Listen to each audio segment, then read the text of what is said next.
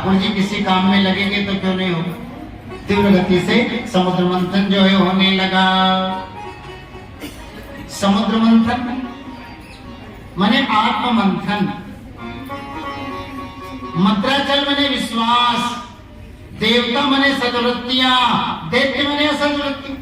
जब हम आप भी दृढ़ विश्वास के साथ एकांत में बैठ के आत्ममंथन करेंगे, आत्मचिंतन करेंगे, तो अपने अंदर से निकलेगी क्या? बोले बुराइयां। देखो जी ये पहला रत्न है। आत्ममंथन करेंगे तो अंदर से बुराइयां निकलेगी। देवता और दैत्यों ने भी जब समुद्र मंथन किया तो पहला रत्न निकला, कौन सा? बोले विश्व। अब संसार दग्ध हो रहा है, सब लोग भगवान नारायण की ओर देख रहे हैं। गोविंद, ये सब आपकी कृपा से ही हो रहा है, अब मामला संभालो। भगवान ने कहा चिंता मत करो, ब्रह्मा जी को आगे करो और पहुंच जाओ कैलाश पर, सारा मामला ठीक ठाक हो जाएगा। सारे देवता ब्रह्मा जी को आगे किए और कैलाश पर। देव देव महादेव भूतात्मन भूत भावना त्राहिना शरणापन्नास त्रैलोक्यो दहनाद विषाद। हे देवाधिदेव, हे महादेव, समुद्र मंथन से उत्पन्न हलाहल विष की ज्वालाएं संसार को दग्ध कर रही है। भगवान, ऐसी स्थिति में आपका कर्तव्य बनता है इस जगत की रक्षा के लिए आप हलाहल विष का पान करें। देखो पहले कहा जा चुका है और सब देव हैं लेकिन भोले बाबा महादेव। आज संसार पर आए हुए कष्ट को देख करके द्रवित हो गए। अरे सती, देखो तो सही, संसार पर कितना बड़ा कष्ट उपस्थित हुआ है। समुद्र मंथन से उत्पन्न हलाहल विष की ज्वालाएं संसार को दग्ध कर रही। देवी, ऐसी स्थिति में मेरा कर्तव्य बनता है जगत की रक्षा के लिए मैं हलाहल विष का पान करूं। देखो जी यही साधुता है। प्राणेस्वे प्राणिना पान्ति साधवाचन भंगुरे बद्धवैरेषु भूतेषु मोहितेषु आत्ममाया। जो महापुरुष होते हैं ना, वो परमार्थ के लिए अपने बड़े से बड़े स्वार्थ का भी त्याग कर देते। ध्यान दीजिए, अपने स्वार्थ के लिए परमार्थ का हनन करना, हमारा काम बन जाए, भले ही जो समाज का हित हो, तो अपने स्वार्थ के लिए परमार्थ का हनन करना ये साधुता नहीं है जी, बल्कि परमार्थ के लिए अपने बड़े से बड़े स्वार्थ का भी त्याग कर देना ये साधुता है। भगवान शिव ने विष को नरकपाल रूपी पात्र में लिया, पीने के लिए तैयार हुए। सती जी ने रोका, महाराज ये विष है, आप पर अपना प्रभाव दिखाएगा। भोले बाबा ने कहा चिंता मत करो, यहाँ विष का जादू नहीं चलेगा। क्यों? बोले हमने तो पहले ही अमृत पी रखा। सती जी ने पूछा महाराज आपने कौन सा अमृत पी रखा है? देखो भोले बाबा ने कौन सा अमृत पिया है और वही अमृत हमारा आपका सबका है। श्री राम नामामृत मंत्र भी संजीवनी चे नमसि प्रविष्टा प्रलयानलंबा हलाहलंबा मृत्योर्मुखंबा विसताम कुतोभि। देवी मैंने राम नाम रूपी अमृत पी रखा है और ये राम नाम रूपी जो अमृत है ये मेरे शरीर के रोम प्रतिरोम में समावेशित हो चुका है। अब प्रलय काल के समय उत्पन्न होने वाली अग्नि हो या समुद्र मंथन से उत्पन्न हलाहल विष, मैं किसी का भी पान कर जाऊं मेरे ऊपर कोई प्रभाव नहीं पड़ेगा। देखो भोले बाबा ने रा कहा, मुंह को खोला और मां कह करके मुख को बंद कर दिया। रकार और मकार दोनों वर्णों के बीच में भगवान भोलेनाथ ने विष को भी विश्राम दे दिया। और इसलिए मानस में कितनी बढ़िया पंक्ति, नामो प्रभाव जानी शिवनी को तो काल को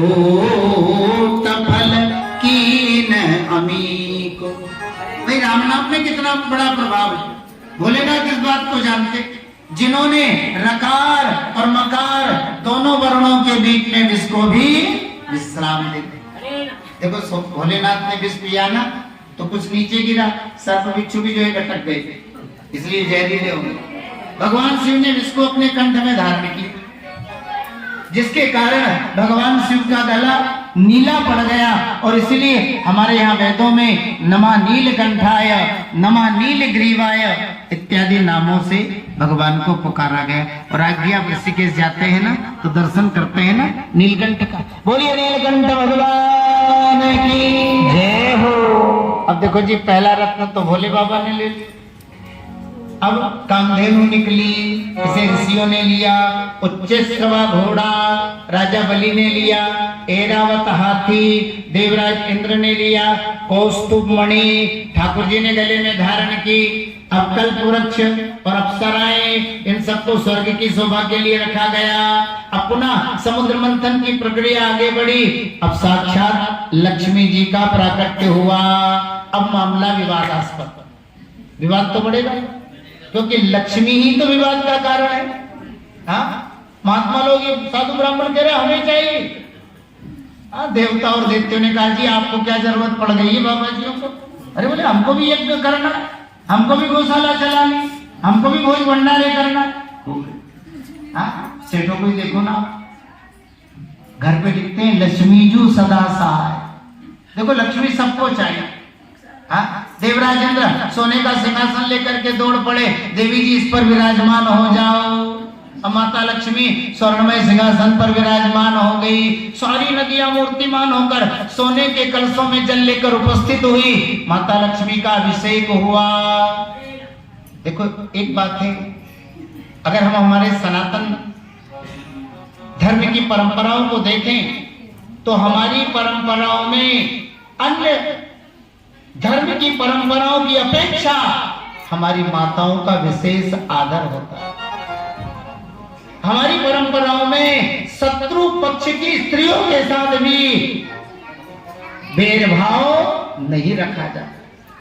अब यही आप देख लो, हमारी परंपरा कितनी अच्छी है।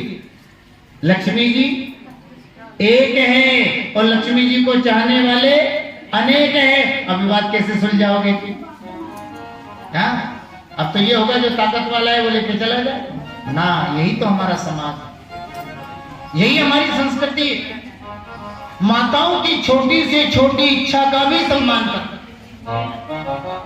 सबने विचार विमर्श किया, देखो भैया लड़ने झगड़ने की जरूरत नहीं। कोई पैसे वाला होगा, कोई ताकत वाला होगा, कोई अधिकारी होगा, कोई बुद्धिमान होगा, सब बैठे रहो अपनी अपनी जगह पर। लक्ष्मी एक है और हम चाहने वाले अनेक हैं, इसलिए मामला लक्ष्मी पर छोड़ो। कोई विरोध नहीं करेगा, वो जिसको चाहेगी उसके पास जाएगी। ये हमारा समाज। विशाल स्वयंवरशाला का निर्माण हुआ, भाई हमारे चाहने से लक्ष्मी को है ना थोड़ी ठीक रहेगा। लक्ष्मी जिसे चाहेगी वो उनके पास जाएगी और इसमें किसी को कोई आपत्ति नहीं। अब स्वयंवरशाला बन गई। माता लक्ष्मी अनेक अनेक अप्सराओं के साथ अपने योग्य पति को खोजने के लिए चली। कथाओं में कई बार आपके सामने चर्चा की। देखो जहां जहां माता लक्ष्मी जा रही है ना, सब में कमी दिखाई दे रही है। ज्यादा इधर उधर नहीं जाए, कमी सब में ही है। हमारे हाँ सत्संगी भक्त जो बैठे बड़े बूढ़े, देखो वेद कहता है पूर्णमदः पूर्णमिदं पूर्णात् पूर्णमुदच्यते। भाई परमात्मा कैसे है? बोले पूर्ण। और परमात्मा से अलग हुआ जो जीवात्मा ये कैसा है? बोले ये भी पूर्ण। परमात्मा भी पूर्ण है और परमात्मा से अलग हुआ जो जीवात्मा है वो भी पूर्ण है, क्योंकि पूर्ण से अगर कुछ अलग करोगे तो पूर्ण ही तो रहेगा। ये साधन पक्ष की बात है, लेकिन ध्यान दीजिए परमात्मा पूर्ण है और हम परमात्मा से अलग हुए, लेकिन कैसे हैं? बोले माया में बंधे हैं। और जब तक हम आप माया में बंधे हैं तब तक पूर्ण नहीं है जी, अपूर्ण ही है। पूर्ण के अपन बेटे अपन भी पूर्ण ही है, लेकिन जब तक माया में बंधे हैं तब तक तो अपन अपूर्ण ही है, इसलिए सब में कमी है। पूर्ण कौन है? बोले केवल परमात्मा। माता लक्ष्मी सब जगह पर गई, सब में कोई ना कोई कमी दिखाई दी, पूर्ण केवल नारायण। लेकिन नारायण लक्ष्मी जी की तरफ नहीं देख रहे। हाँ, क्यों नहीं देख रहे? मैं यूं कहते बुरा मत मानना, हमारे ठाकुर जी है ना वो लठ वाले हैं। आप ज्यादा जानती हो, आदमी टेढ़ा रहता है ना तो देवी जी ठिकाने से रहती है। हाँ, खतरे की घंटी है, कब बच जाए कोई पता नहीं। और सीधा साधा रहता है ना तो देवी जी सिर पे ही बैठती, फिर तो मनमानी चलेगी, इनको तो कुछ बोल नहीं। हमारे ठाकुर जी भी टेढ़े ही हैं। ज्यादा कथा नहीं कहे। एक बार लक्ष्मी जी में और भगवान में झगड़ा हुआ। देखो झगड़ा किस बात का? भगवान ने लक्ष्मी जी को स्थान कहाँ दिया? चरणों में। भगवान ने लक्ष्मी जी को कहाँ स्थान दिया था? चरणों में। और भगवान के चरणों में कौन रहते हैं? बाबा लोग, कोई चिमटा वाला, हाँ, कोई त्रिशूल वाला, कोई गदा वाला। अब बाबा जी जहाँ रहेंगे वहां शांति रहेगी क्या?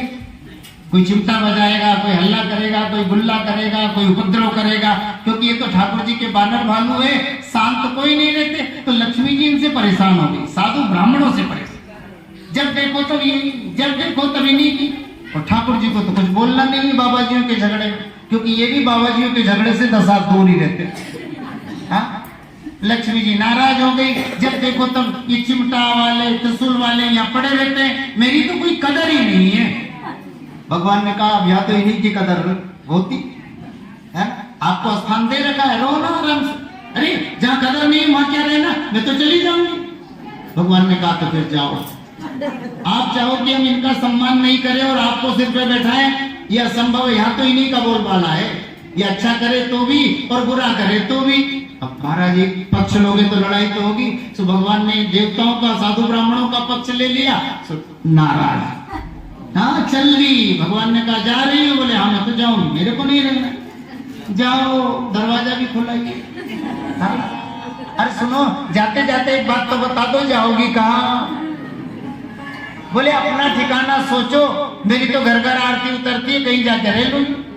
भगवान ने कहा तो जाओ। अब लक्ष्मी जी, पति पत्नी में झगड़ा हो जाए है ना, देवी जी रूस जाए तो रूस के कहाँ जाएगी? आप सब जानते, सीधा मायके में।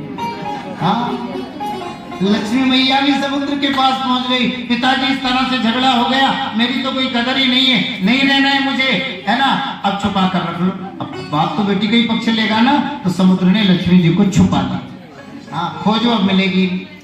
भगवान ने कहा अच्छा ससुर जी, अरे प्रेम से आती और आप घर में रखते तो मुझे भी खुशी होती। झगड़ा करके गई और वही बेटी का पक्ष ले लिया, छुपा कर रख ली। इतना बढ़िया ट्रीटमेंट करूंगा कि अब किसी के पास जाएगी तो कोई रखने को ही तैयार नहीं होगा। सो भगवान ने देवता और दैत्यों को मिलाया और सारे समुद्र का ही मंथन करा। समुद्र ने लक्ष्मी को क्या छुपाया? सारा समुद्री बर्बादित हो गए, सारे रत्न बाहर निकल गए। अब लक्ष्मी जी को भी बाहर निकलना पड़ा। तो ठाकुर जी तो अकड़ में है ना, काय को देखेंगे? नहीं देखा, देख लिया। हाँ, गई थी अपने बाप के यहाँ, लगा दिया बाप के घर को ठिकाने। अब जाओ, देखता हूँ संसार में कौन रखता। तो ठाकुर जी लक्ष्मी जी की तरफ नहीं देख रहे। और लक्ष्मी जी ने भी सोचा अब इनको छोड़ के कहीं ठिकाना भी नहीं है, तो भगवान के गले में ही वरमाला पहनाई। बोले लक्ष्मी नारायण भगवान की जय हो। भगवान ने भी सोचा अब लक्ष्मी आ गई है तो देखो अब इसकी इच्छा का भी सम्मान कर, अब दोबारा वाली गलती नहीं कर। दैत्यों ने देखा जी मामला घाटे का, वो लक्ष्मी निकली, वो भी उधर चली गई। अरे इस तरह बैठे रहोगे तो घाटा ही होगा। सुनो, अब जो निकले अपने को ही लेना है। बोले हाँ। इनने सबने देवताओं ने, दैत्यों ने सलाह कर ली। अब समुद्र मंथन हुआ। आसीत वारुणी देवी कन्या कमल लोचन, लक्ष्मी जी की तरह ही बड़ी सुंदर वारुणी देवी का जो है प्राकट्य। दैत्यों ने कहा हम लेंगे, देवताओं ने कहा कोई विवाद नहीं, इसे आप ले लो। अब शराबी कबाड़ी कहते हैं ना, बाबा पी लेते हैं तो क्या बुरा है? अरे पियो, लेकिन ये समझो ये देवताओं की वस्तु नहीं है, दैत्यों की वस्तु। समुद्र से देखो जी 14 रत्न निकले थे, आप सब जानते हैं। अब भगवान धन्वंतरी निकले, दैत्य अमृत छीन करके भागे, लेकिन पी नहीं पाए। दैत्यों में कलह होने लगा। सुंदर अवसर देख करके भगवान ने मोहिनी अवतार धारण किया। बोलिए मोहिनी भगवान की जय हो। और महाराज देवताओं को अमृत पान जो है कराया।